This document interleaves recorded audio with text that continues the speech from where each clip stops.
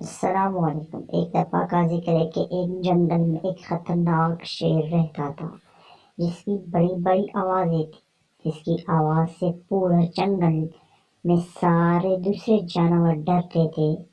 اور شیر ایک دفعہ جنگل سے اپنے گھر کی طرف جانے لگا۔ آہستہ آہستہ جاتے ہی ایک درخت کے نیچے تھوڑا آرام کرنے کے لیے سونے لگا۔ دیکھتے ہیں کہ پیچھے سے ایک چوہا آگے جاتے ہوئے شیر کے بالکل قریب پہنچ گیا اور شیر کے ساتھ ادھر ادھر گھومنے لگا، جس سے شیر کو بہت غصہ آیا اور اس کو پکڑ لیا اپنے ہاتھ میں۔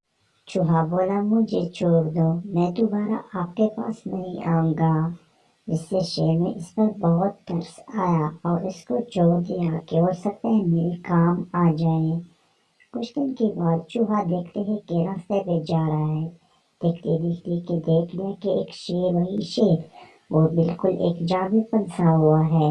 اسی طرح چوہے نے اس جال کو اپنے دانتوں سے کاٹنا شروع کیا اور دیکھتے دیکھتے کاٹ لیا۔